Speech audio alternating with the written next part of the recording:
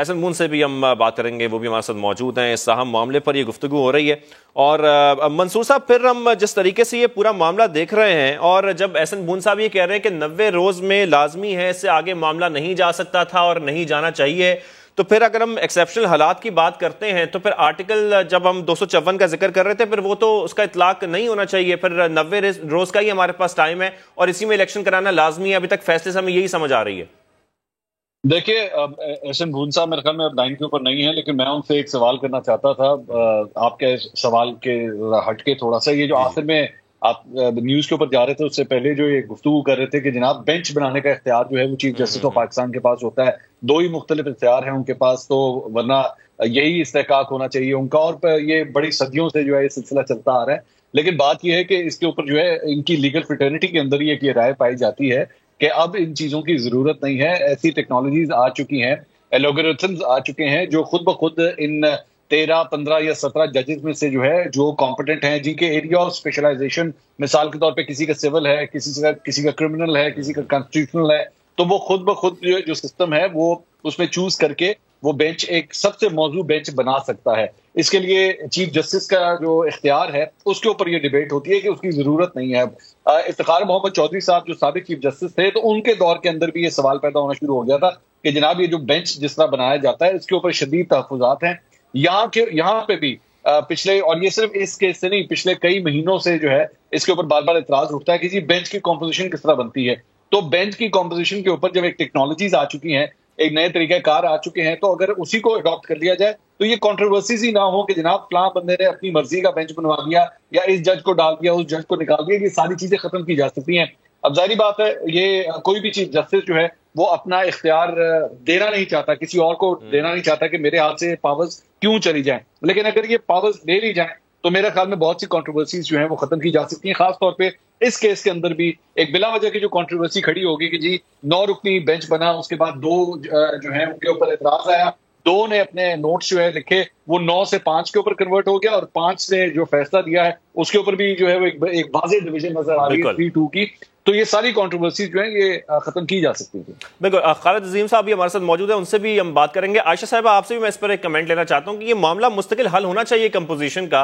गुज़िश्ता रोज हम देख रहे थे कि जस्टिस काजी फाइज़ा ने भी बरहमी का इजहार किया था और ये सवाल उठाया था खासतौर पर कि सुप्रीम कोर्ट में मुकदमात समाअत के लिए मुकर्रर करने का तरीकाकार क्या है। तो इस पूरे मामले का एक मुस्तकिल हल निकलना बहुत जरूरी है। देखिए, जहां पर हम आ गए हैं, जितना सोसाइटी पोलराइज्ड है, फिर जिस तरह के सवालात हम सब तो बाद में करें, हम लेमैन हैं। मंसूर साहब बिल्कुल दुरुस्त बात कर रहे हैं, ये तो होना ही, अब इसको टेक्निकली चीजों को सॉर्टेड आउट हो जाना चाहिए, पहली बात। दूसरा, एरिया ऑफ स्पेशलाइजेशन के हिसाब से मामला जाने चाहिए।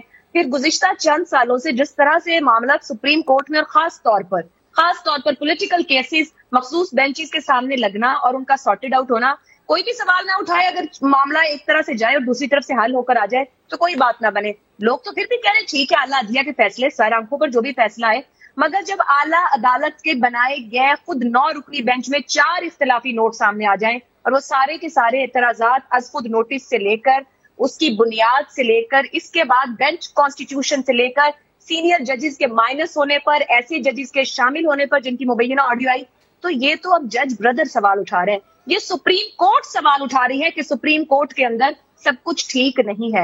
ये सुप्रीम कोर्ट सवाल कर रही है कि इख्तियारात का इस्तेमाल क्या दुरुस्त अंदाज में हो रहा है। ये सुप्रीम कोर्ट सवाल उठा रही है कि सुप्रीम कोर्ट की बेंच कॉम्पोजिशन को देखने की जरूरत है। अब ये तो वहां से बातें आ रही हैं जिसके ऊपर हम ये कह रहे हैं कि बिल्कुल बात है, देखा जाना चाहिए, नॉट फॉर आज के लिए या कल के लिए, वंस फॉर ऑल चीजें सेटल डाउन होनी चाहिए। जो इख्तियार जहां का है वहां क्रॉस द बोर्ड दुरुस्त अंदाज में इस्तेमाल हो। बात यह कि इंसाफ बाहर तो तब जाएगा ना, दुरुस्त अदालत के अंदर भी इंसाफ हो रहा होगा, वहां उन सवालों के जवाब मिलेंगे तो शायद हमें फिर उन सवालों के जवाब हम तक दुरुस्त अंदाज में आए और मामला हल हो। इसलिए ऐसा कह रही हूँ कि एक बहरान को पिछले साल हल करने की कोशिश की गई थी, जहां 63A को रीराइट किया गया।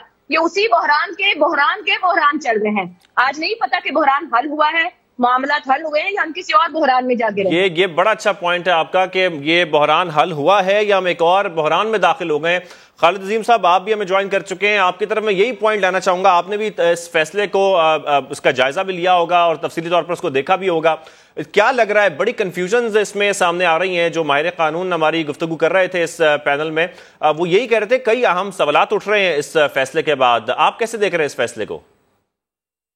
जी, यकीनी तौर पे सवालात तो उठ रहे हैं और सबसे पहला मामला जो है ना वो यही है कि जो जुरिस्डिक्शन की बात है वो बड़ी कंट्रोवर्शियल होगी कि क्या इस मरहले पे सो नोटिस लेना जो है वो बनता था, और जबकि कुछ मामलात जो हैं वो हाई कोर्ट में थे।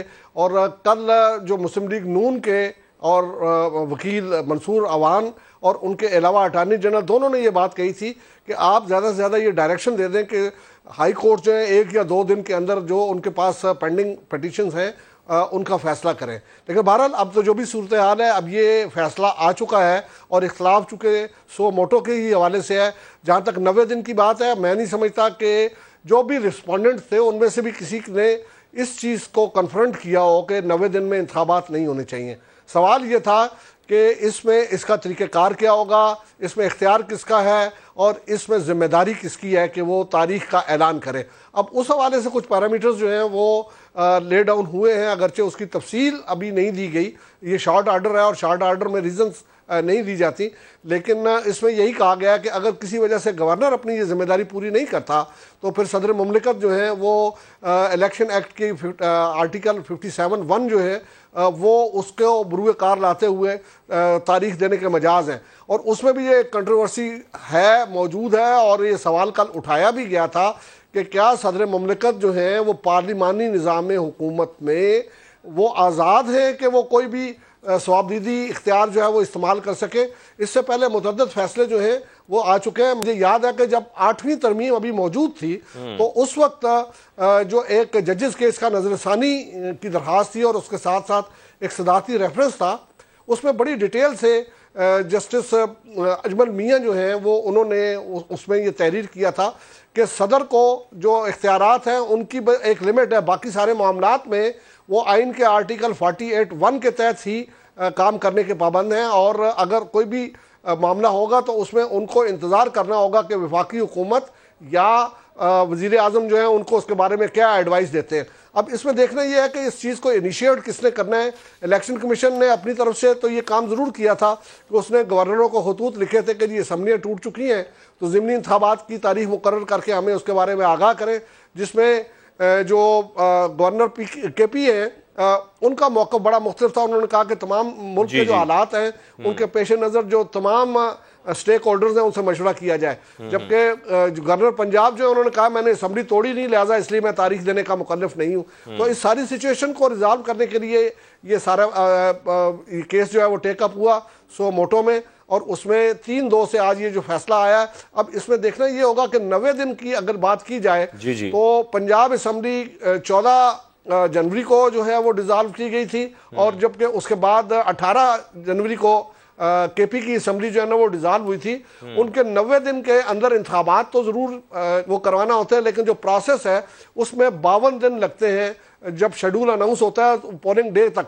अब उतने दिन बाकी जो हैं वो इसमें नहीं बचे हैं, और इसलिए अब ये एक एनॉमली ये यहाँ पे आएगी और इसमें फिर देखना पड़ेगा कि वो जो मुशावरत से डेट दी जाती है उसको कंडोन कैसे किया जाता है। 254 की बात इससे पहले चल रही थी डिस्कशन में। यकीनी तौर पे उसमें 2 चीजें हैं, एक तो ये कि क्या कोई बंदा डिले करता है या कोई चीज जो है वो डिले हो जाती है, ये 2 मुख्तलिफ सूरतें हैं, और उसमें फिर उसका इतलाक जो है वो करके उस मामले को बिल्कुल ये बड़ा इंपॉर्टेंट पॉइंट है कि 90 रोज के अंदर ये इलेक्शन की तैयारी करना और इसको इस पर अमल दरामद होना ये 90 रोज में पॉसिबल है या नहीं है। हमें तज्ज़ियाकार ज़ैगम खान साहब ने भी ज्वाइन किया, उनको भी शामिल गुफ्तगू करते हैं। ज़ैगम खान साहब, हर मुमकिन हद तक 90 दिन में इंतखाबात यकीनी बनाए जाएं, ये फैसला सामने आया है, लेकिन सवालात हमारे अभी तक वही हैं। हम इसी सवालात को क्लियर करने की कोशिश कर रहे हैं कि फिर ये इख्तियार किसका है। गवर्नर का ही है, लेकिन यहां पर सदर को भी एक आईनी इख्तियार दिया जा रहा है। अब जब हम इलेक्शन एक्ट की बात कर रहे हैं तो आइन की बात करें, इलेक्शन एक्ट की बात करें, क्या ये मामला क्लियर हुआ है इस फैसले के आने से आपके ख्याल में?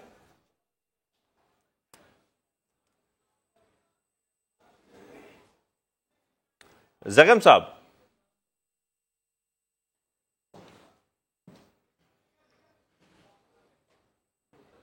अब ज़ैगम साहब से हम राब्ता बहाल करेंगे और उनसे भी बात करने की कोशिश करेंगे इस अहम मामले पर। और गुफ्तगू यही हो रही है कि ये जो पूरा अब मामला आ गया है, जो फैसला आ गया है, इसके बाद अब अगला मरहला क्या है। मंसूर साहब, मैं यही मामला आपके जानिब लाऊंगा कि इन इलेक्शंस को यकीनी बनाना 90 रोज में क्या ये भी पॉसिबल है या नहीं है, क्योंकि 254 का जब जिक्र आता है तो उसमें कितनी गुंजाइश है, ये भी बड़ा एक अहम सवाल है कि क्या कुछ दिन की गुंजाइश है या उसकी मुद्दत को मजीद बढ़ाया जा सकता है, कई महीने तक बढ़ाया जा सकता है। तो क्या ये पॉसिबिलिटी है कि 90 रोज के अंदर अंदर ये तमाम तैयारियां भी हो जाए इलेक्शन कमीशन की जानिब से और इसको एग्जीक्यूट भी किया जा सके इलेक्शंस को? सुप्रीम कोर्ट के अंदर ही मौजूद थे। मैं आपसे ही ये जो आपने अभी सवाल किया अगर थोड़ा सा इसको मॉडिफाई करके अगर मैं खालिद साहब से एक सवाल कर सकूं, अगर आपकी इजाजत हो। जी जी प्लीज प्लीज। खालिद साहब, ये अभी जो हमारे भाई सवाल कर रहे थे, एक तो इसको तो थोड़ा सा मैं मॉडिफाई करके आपके सामने रखता हूं, क्योंकि ये अब पहली दफा होगा कि सदर मुमलिकत को ये इख्तियार दिया गया है कि जनाब आप इलेक्शन कमीशन से मुशावरत करके तो डेट अनाउंस कर दें और 90 दिन के अंदर जो है वो इलेक्शन आप करवा दीजिए और आपकी बाउंड्री जो है वो 90 दिन है। अब मुशावरत करें। अब आइन के अंदर और पाकिस्तान की सियासी तारीख को अगर आप उठा के देखें तो मुशावरत और बामाने मुशावरत ये दो मुख्तलिफ पैराहे हैं मुशावरत के।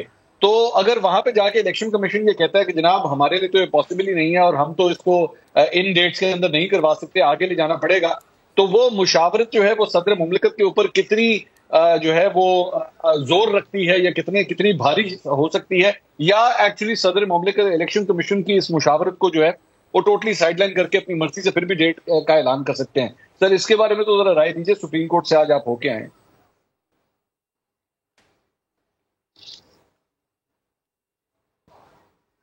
खालिद साहब, मार्च 1996 को जो आने वाला फैसला था उसमें ये चीज सेटल हो गई थी और उसमें ये कहा था कि it should be consensus oriented and meaningful, ये वर्ड्स उसमें इस्तेमाल हुए थे।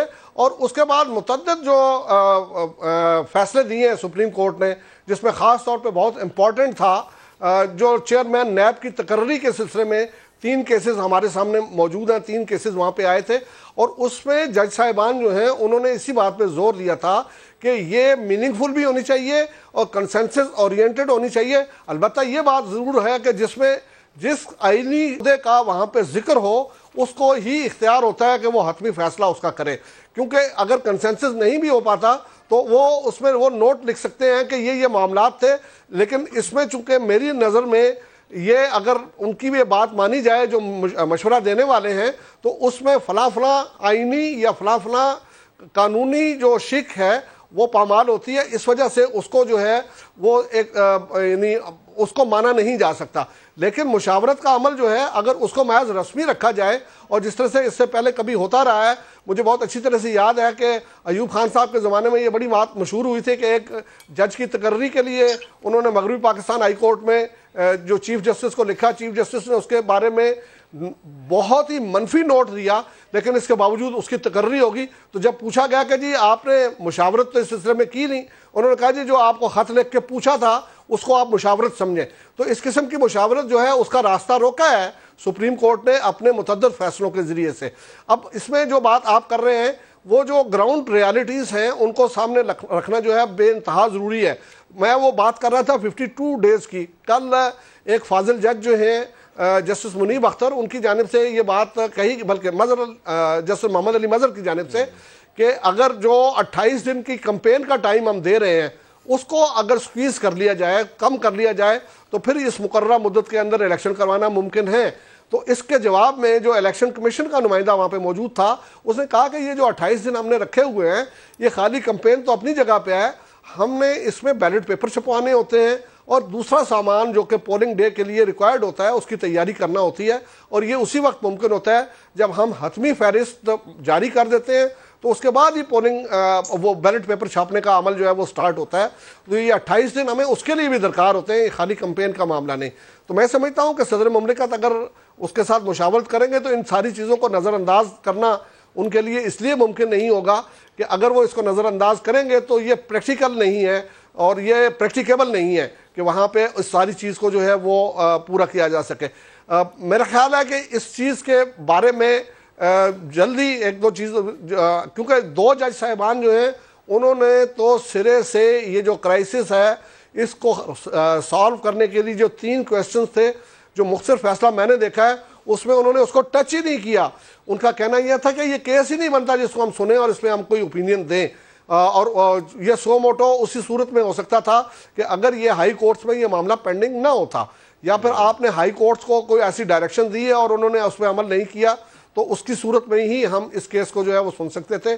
और उन्होंने उसमें मुकम्मल बहुत से हवाले भी दिए हुए हैं, साबिक जो केसेस हैं सुप्रीम कोर्ट ने जो खुद डिसाइड किए हुए हैं, और उसके हवाले से उनका कहना ये था कि ये केस जो है वो किसी तौर पे हमें सुनना ही नहीं चाहिए था। बहरहाल लेकिन अब 3-2 की अक्सरियत से ही सही ये फैसला आ गया है, इसमें कुछ जिम्मेदारियां आई हैं। ये एक बहुत बड़ा क्वेश्चन रहेगा कि एक ऐसा मामला जिसकी आइन के अंदर सदर मुमलिकत के लिए कहीं कोई गुंजाइश नहीं है, सदर मुमलिकत को सिर्फ एक इख्तियार हासिल है, सवाबदीदी इख्तियार जिसको कहा जाता है, और वो ये है कि जब वो कहीं महसूस करें कि कौमी असम्बली में वज़ीर आज़म जो है वो अब अपनी अक्सरियत खो चुका है, तो वो उसको एतमाद का वोट लेने के लिए अपनी सवाबदीद पे कह सकते हैं। उसके लिए उनको वज़ीर आज़म की जो एडवाइस है उसकी ज़रूरत नहीं होती। इसके अलावा जो आइन जिसको मैंने थोड़ा बहुत पढ़ा हुआ है और जिसको मैं जिससे रोज़ाना किसी न किसी अंदाज में वास्ता पड़ता है, उसमें हर मामले में सदर मुमलिकत इस बात के पाबंद हैं कि कौमी वफाकी हुकूमत या वज़ीर आज़म उनको किसी मामले में कोई समरी भिजवाएं और वो उस समरी के ऊपर अपनी ओपिनियन दें, और उसके वो पाबंद हैं। खालिद साहब, अभी आप जिक्र कर रहे थे, पर यहां पर हाई कोर्ट के फैसले की क्या अहमियत रह गई फिर? जी, हाई कोर्ट का फैसला तो बिल्कुल अब नल एंड वाइड है, क्योंकि ये तो जो ऑर्डर ऑफ सुपीरियरिटी है उसमें सुप्रीम कोर्ट का जब किसी भी इशू पे कोई फैसला आ जाता है, तो हाई कोर्ट ने अगर कहीं को फैसला दे भी रखा है तो उसमें ओवरराइडिंग इफेक्ट जो है वो सुप्रीम कोर्ट के फैसले ही का होता है। तो इस लिहाज से अब ये सुप्रीम कोर्ट का ये जो फैसला है ये बाइंडिंग है, हाई कोर्ट्स पे भी ये बाइंडिंग है, तमाम जो गवर्नमेंट इंस्टीट्यूशन जो स्टेट इंस्टीट्यूशंस हैं उनके ऊपर भी उन्होंने इसके ऊपर अब अमल दरामद करना है। और इसको सिवाय इसके कि कोई लार्जर बेंच किसी मरहले पे इसको सेट असाइड करे या रिव्यू पिटीशन में इसको जिसका स्कोप बहुत कम होता है उसमें गवर्नमेंट कोर्ट जो है वो इसको रिकॉल कर ले और इसको अमेंड कर दे। इसके अलावा और कोई नहीं, अदरवाइज जब तक ये मौजूद है it will hold the field, और इसको तमाम के तमाम लोग जो हैं इदारे, तमाम अफराद इसकी पाबंदी करना उनके ऊपर लाजमी है, आईनी जिम्मेदारी। सही। ज़ैगम खान साहब।